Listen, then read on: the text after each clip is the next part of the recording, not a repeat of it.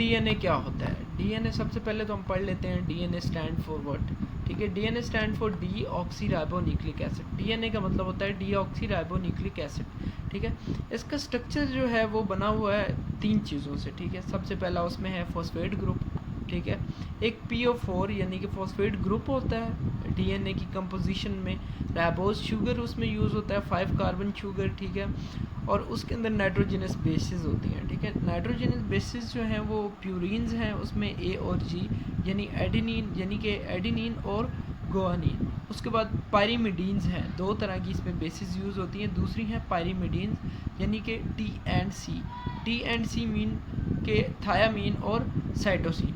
अब इसमें होता क्या है कि फॉस्फेट और जो इसमें राइबोज शुगर है ये इसकी बैकबोन बनाता है। देखें अभी यहाँ पे आप देख सकते हैं शुगर फॉस्फेट बैकबोन होती है इसकी। ठीक है, जो इसका डीएनए का स्ट्रक्चर है डबल हेलिकल है, ये आप देखें डबल हेलिकल स्ट्रक्चर है, और इसमें शुगर फॉस्फेट बैकबोन होती है। यानी कि ये जो 5 कार्बन शुगर है हमारे पास, राइबोज शुगर और फॉस्फेट ग्रुप है, ये मिल के इसका डबल हेलिकल स्ट्रक्चर बनाते हैं, उसकी बैकबोन बनाते हैं। ठीक है, उसके बाद नाइट्रोजनस बेसिस जो है इसके स्टैंड के दरमियान में ये आपस में बॉन्डिंग करते हैं, और नाइट्रोजनस बेसिस के दरमियान ये यानी कि जो प्यूरिन्स हैं एडिनिन और गुआनिन और पायरीमिडीन्स जो हैं थायामीन और साइटोसिन, इनके दरमियान हाइड्रोजन बॉन्डिंग होती है।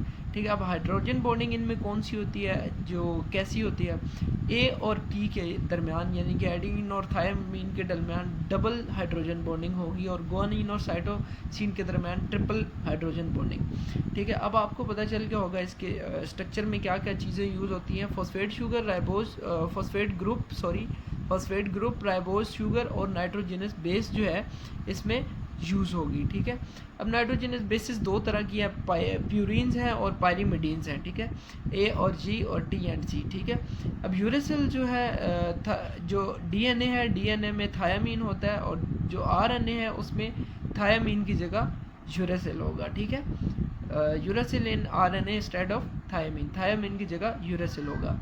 और एडिनिन और गुआनिन और थायामीन और साइटोसिन, इन दोनों की कंपोजिशन और दोनों की जो नंबरिंग या काउंटिंग में दोनों एक बराबर होते हैं एक डीएनए में। ठीक है, अगर ये 4 हैं तो ये भी 4 होंगे, ये 50 हैं तो ये भी 50 होंगे, दोनों की काउंटिंग सेम होती है। अब उसके बाद हम आ जाते हैं, चेक करते हैं कि डीएनए की कंपोजिशन होती कैसे है। अब डीएनए में क्योंकि हमने बात की है कि एक राइबोज शुगर होता है, राइबोज शुगर यानी कि 5 कार्बन्स होते हैं इसमें। ठीक है, जिस तरह की ये स्ट्रक्चर बना हुआ है राइबोज शुगर का। इसमें अब जो डीएनए होता है वो डिफरेंट बहुत सारे न्यूक्लियोटाइड आपस में जुड़ के डीएनए का स्ट्रक्चर बनाते हैं। ठीक है, अब न्यूक्लियोटाइड होता क्या है, न्यूक्लियोटाइड जो 5 कार्बन है उसके साथ कार्बन 1, फर्स्ट कार्बन 1 2 3 4 और ये 5th कार्बन है इसका CH2 वाला। ठीक है, तो इसके फर्स्ट जो कार्बन होता है उसके साथ बेस जुड़ा होता है, यानी कि नाइट्रोजनस बेस्ड जुड़ी होती है। अब ये नाइट्रोजन बेस जिस तरह के यहाँ पे ये हैं स्टैंड में। ठीक है, तो ये नाइट्रोजनस बेस कार्बन 1 पे जुड़ गए थे, और कार्बन 3 पे इसके फर्स्ट कार्बन पे बेस जुड़ा होता है, और थर्ड कार्बन पे एक OH होता है, और 5th जो कार्बन है यानी कि ये ऊपर वाला CH2, इसके साथ फॉस्फेट ग्रुप जुड़ा होता है। ठीक है, फर्स्ट के साथ बेस, थर्ड के साथ OH जुड़ा होता है, और 4th के साथ PO4।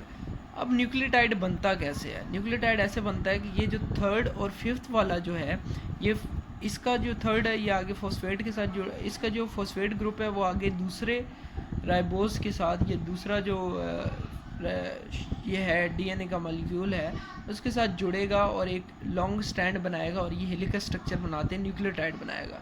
ठीक है, अब ये दो आपस में जुड़े कैसे होते हैं। ठीक है, अब वो ऐसे जुड़ते हैं कि 2 फॉस्फेट जो है वो OH जो अगला नेक्स्ट होता है उसका 3rd जो 5th कार्बन है, 5th कार्बन के साथ जो चीज़ जुड़ी है फॉस्फेट ग्रुप, वो दूसरे जो मॉलिक्यूल है उसका OH जो है ग्रुप उसके साथ जुड़ेगा, और इस तरह वो आगे चेन बनाएंगे इस तरह। और ये जो 2 PO4 और OH बनता है इसमें H2O लिबरेट होता है, वाटर जो है वो लिबरेट करेंगे ठीक है, वाटर रिलीज़ करेंगे और क्या बनाएंगे, इनके दरमियान जो लिंकेज बनेगी उसको हम बोलेंगे फॉस्फोडिस्टर बॉन्ड या ईस्टर लिंकेज भी हम उसको बोलते हैं। ठीक है, PO4 जो है ये OH के साथ रिएक्ट करेगा और H2O इसमें से रिलीज़ हो जाएगा और ये दोनों आपस में लिंक हो जाएंगे और इस लिंकेज को हम बोलते हैं फॉस्फोडिस्टर बॉन्ड या ईस्टर लिंकेज या फॉस्फोडिस्टर लिंकेज, तीनों हम इसको बोल सकते हैं। और इस तरह ये आपस में जुड़ेंगे और फिर इसी तरह, अब ये दो तो जुड़ गए, अब इसी तरह ये जो OH है ये 3 वाला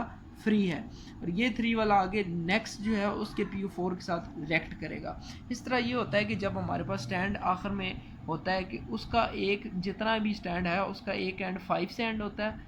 ठीक है, एक जो हेलिक्स है वो 5 से एंड होता है, दूसरा 3 से एंड होता है। ठीक है, अब 3 यानी कि जो 3 वाला OH है वो उसका फ्री होगा और जो दूसरा 5 एंड है उसका PO4 फ्री होगा। तो वो आगे, इसका मतलब ये है कि ये 5 एंड जो है ये आगे ये आगे फॉस्फोडिस्टर बॉन्ड बना के लिंकेज कर सकता है और ये भी आगे लिंकेज कर सकता है। ठीक है, उसके बाद जो होता है इनकी जो बेसिस होती हैं और इसका जो बेस डिस्टेंस है, यानी कि ये जो स्टैंड में बेसिस जुड़ी होती हैं इनके दरमियान एक सीक्वेंस होता है, डिसिप्लिन होता है।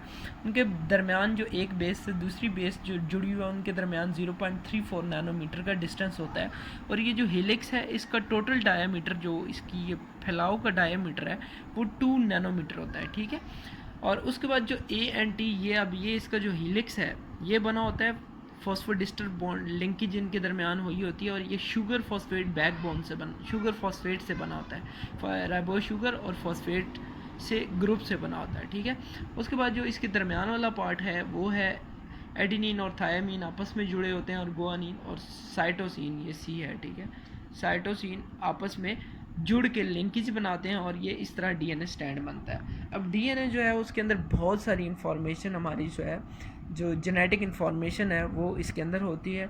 ठीक है,